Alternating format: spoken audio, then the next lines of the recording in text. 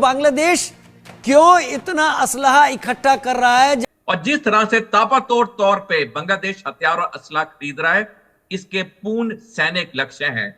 अब ऐसा वक्त आ गया है कि हिंदुस्तान के सारे मुसलमानों को एकजुट होकर आवाज उठानी पड़ेगी बांग्लादेश के खिलाफ और बोलना पड़ेगा कि भैया जो तुम कर रहे हो ये गलत कर रहे हो।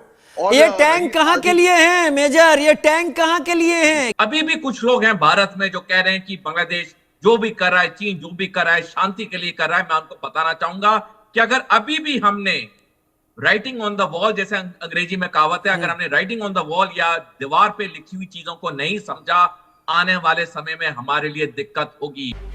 बांग्लादेश की अंतरिम सरकार हर उस देश से संबंध सुधारने में लगी है जिससे भारत की तकरार है। जी हाँ, पहले पाकिस्तान और अब तुर्की। जहां एक ओर पाकिस्तान के विदेश मंत्री आने वाले वक्त में बांग्लादेश का दौरा करने वाले हैं, तो वहीं तुर्की से बांग्लादेश टैंक खरीदने की योजना बना रहा है। बांग्लादेश कथित तौर पर तुर्की की रक्षा फर्म ऑटोकार ऑटोमोटिव और सवनमा सनई AS के साथ बातचीत कर रहा है। बांग्लादेश अपनी बख्तरबंद क्षमताओं को बढ़ाने के लिए 26 टूल पर लाइट टैंक की खरीद के प्रयास में है, जिसकी डिलीवरी साल 2025 में शुरू होने की उम्मीद है। TB2 ड्रोन्स बैरिक्टर जो ड्रोन्स हैं जो कि जासूसी स्पाइंग भी कर सकते हैं और छोटे पेलोड के साथ अटैक भी कर सकते हैं, इनको तैनात किया है, जिसके बारे में इंडियन आर्मी जानती है और समझती है। वो भारत की चिकन नेक के बारे में सोचना शुरू कर चुके हैं। एक चिकन नेक रखाइन के पास उनका भी बनता है।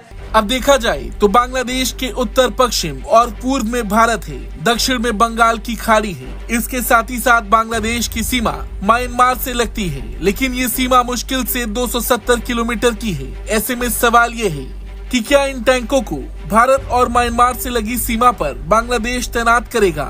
हालांकि तुर्की से टैंक खरीदने को लेकर जब भारतीय विदेश मंत्रालय के प्रवक्ता रणधीर जायसवाल से ये सवाल पूछा गया, तो उन्होंने कहा कि पिछले दिनों भारत के विदेश सचिव बांग्लादेश गए थे और वहां उनकी बैठक हुई थी। हमने ये साफ तौर पर कहा है कि भारत एक लोकतांत्रिक, स्थिर, शांतिपूर्ण व प्रगतिशील बांग्लादेश का समर्थन करता है। हम परस्पर हितों पर आधारित सकारात्मक संबंध चाहते हैं। जहां तक सुरक्षा से जुड़े मुद्दों का सवाल है, तो हम पड़ोस में होने वाली हर गतिविधि पर नजर रखते हैं। कर्नल साहब, आपका एक्सपीरियंस, ये आपका अनुभव है कर्नल साहब, ये आपका अनुभव है उन फॉरवर्ड पोस्ट में जहां पर आप रहे हैं, और उसके जरिए आप इस छोटी चीज को, अभी इसे हाइपोथेटिकल कहा जा सकता है, लेकिन आप जिस तरीके से बात रख रहे हैं ये वाकई बहुत सोचने वाली बात है। और मुझे लगता है टीवी चैनल पर हम डिस्कस कर रहे हैं, बांग्लादेश जो सिग्नेचर्स जमीन पर कर रहा है, बांग्लादेश को जरूरत मसालों की है, बांग्लादेश को जरूरत आटे की है। बांग्लादेश की जो पर कैपिटा इनकम पिछले 10 साल में 3 गुना बढ़ी थी, वो टेक्सटाइल इंडस्ट्री के चलते बढ़ी थी, जिसका रॉ मटेरियल भारत से जाता था।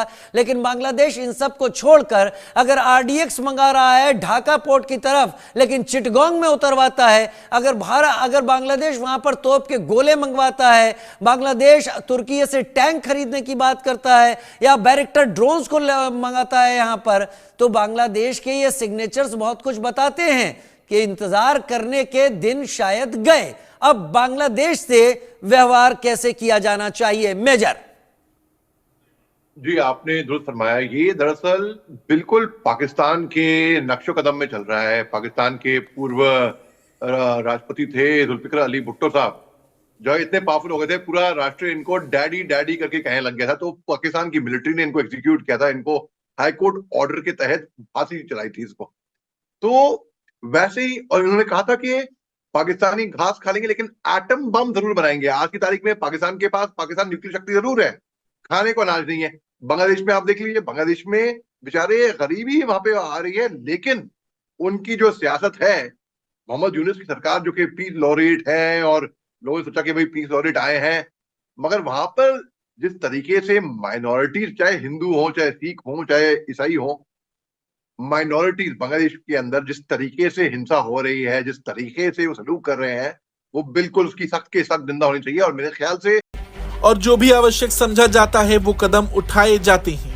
लेकिन फिर भी सवाल यही है कि बांग्लादेश किस देश से लड़ने की खातिर टैंक खरीद रहा है, क्योंकि टैंकों का इस्तेमाल जमीनी लड़ाई में होता है। गौर करने वाली बात यह भी है कि कुछ वक्त पहले ही बांग्लादेश ने भारतीय सीमा पर तुर्की से खरीदे गए ड्रोन को तैनात किया था। बांग्लादेश में जब से अंतरिम सरकार ने कमान संभाली है, दोनों देशों के बीच तनाव बढ़ा है। और देखा जाए तो तुर्की हाल के सालों में पाकिस्तान को हथियार बेचने वाले प्रमुख देशों में से एक है। पाकिस्तान लाइव के मुअज़्ज़िज़ नाज़रीन, अस्सलामु अलैकुम। तुर्की की जानिब से बांग्लादेश को जदीद तरीन टैंक फराहम किए जाने पर भारतीय मीडिया में शदीद हलचल मच गई है। पहले ही तुर्क ड्रोन्स की फराहमी पर भारतीय माहिरीन सवाल उठा रहे थे और अब टैंक्स की फराहमी ने भारतीय मीडिया को मजीद परेशान कर दिया है। भारतीय चैनल्स पर ये सवालात उठाए जा रहे हैं कि बांग्लादेश की ये जंगी तैयारियां किसके खिलाफ हैं। भारतीय तज्ज़ियाकारों ने ये खदशा जाहिर किया है कि कहीं बांग्लादेश किसी बड़ी साजिश का हिस्सा तो नहीं, खास तौर पर भारत के खिलाफ। भारतीय मीडिया का कहना है कि बांग्लादेश और तुर्की के ताल्लुकात में हालिया गर्मजोशी भारत के लिए खतरे की घंटी है, क्योंकि तुर्की ने हमेशा कश्मीर और दीगर मामलात पर